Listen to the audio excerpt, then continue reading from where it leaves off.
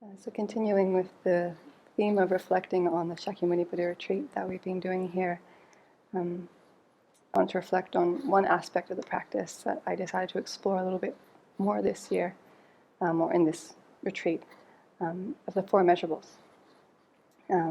Often when we recite sadhanas together as a group, we recite them and then keep going. We don't necessarily pause to reflect, and there's so much in them, and I haven't really invested time to explore them deeply before. And to do that, I decided to look at the expanded version, where there's 4 parts to each of the 4 measurables, which you can find in the Chenrezig practice in the red prayer book that we have, where there is a wish, an aspiration, a resolution, and a request for each of the 4 measurables. So how wonderful it would be if all sentient beings had happiness in its causes.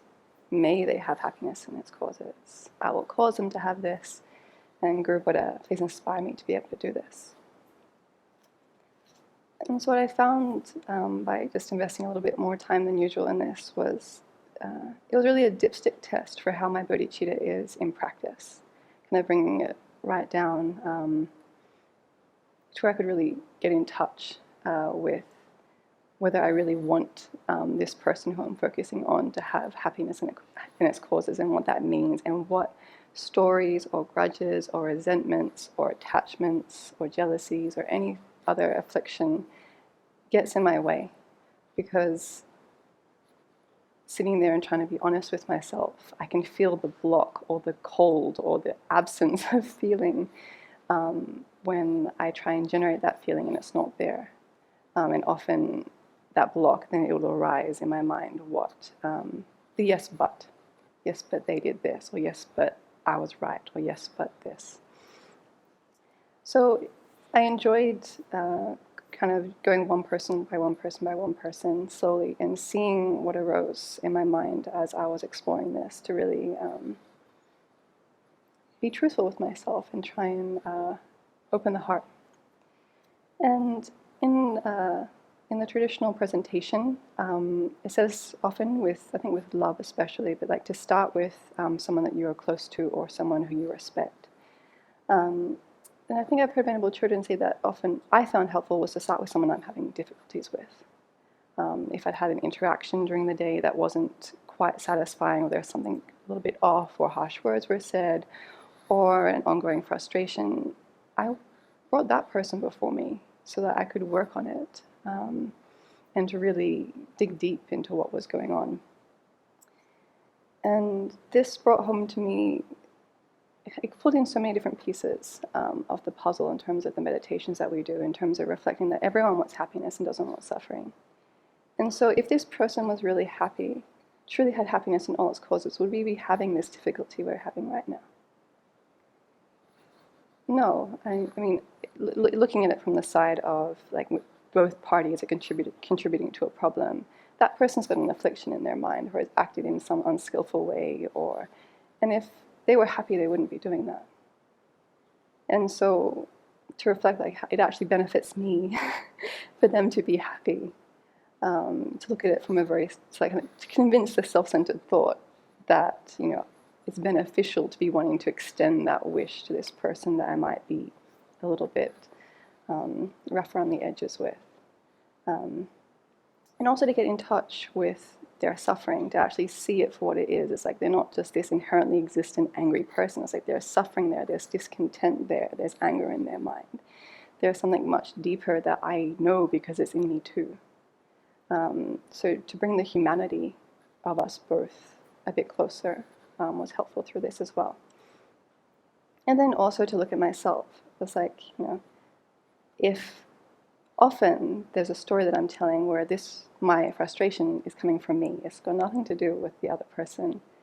It's just what I've got in my mind.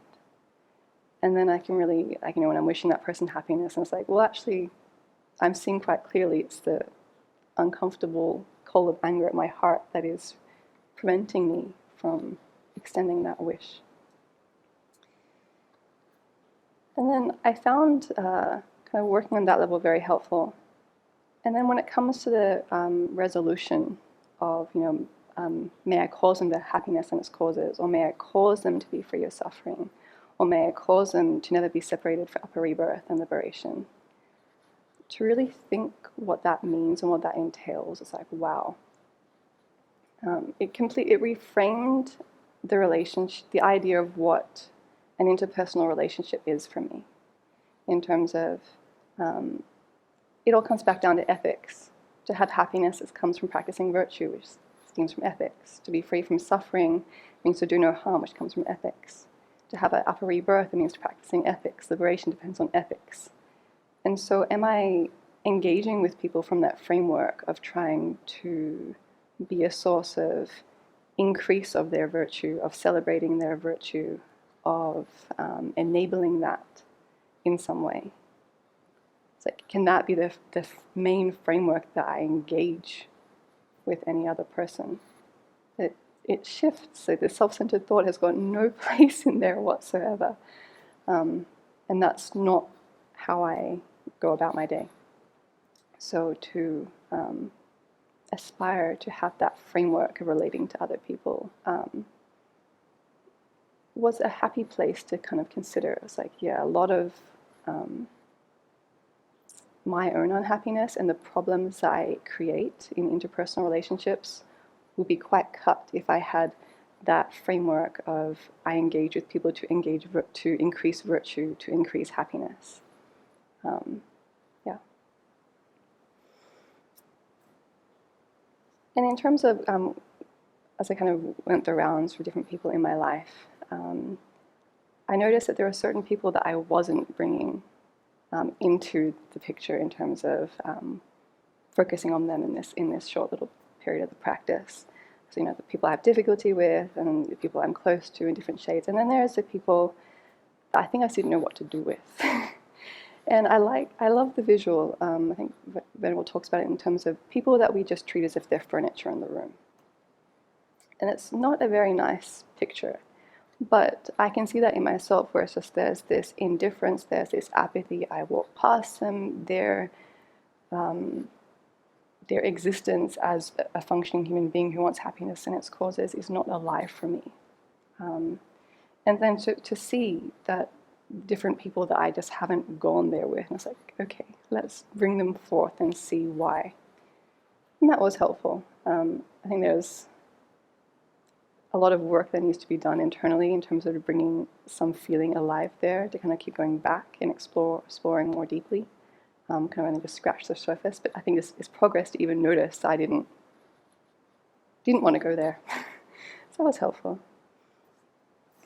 And then having this bigger picture is also like, am I capable of enabling even just this one person to have happiness in its causes, to be free from suffering in its causes, and so on.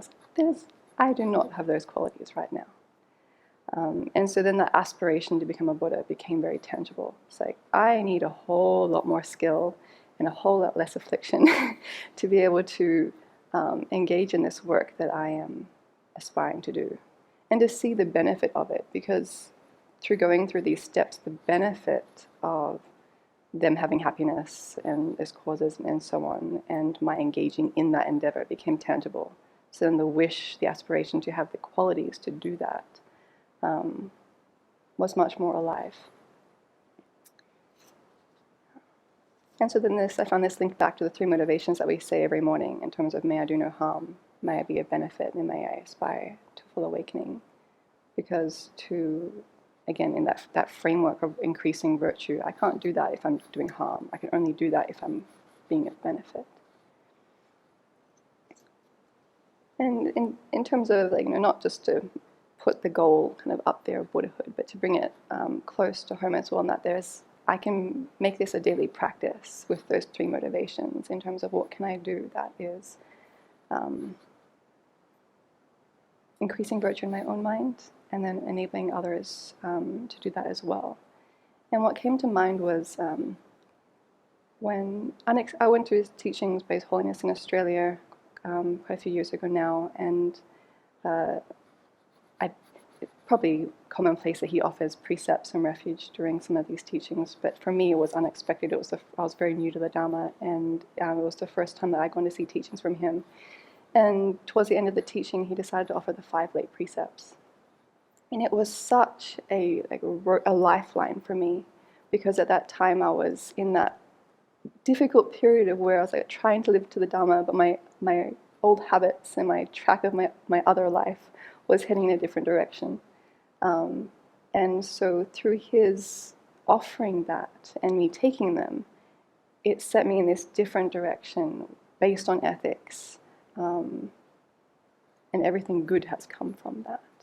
And so being like a banner of ethics or living in the Dharma is so powerful.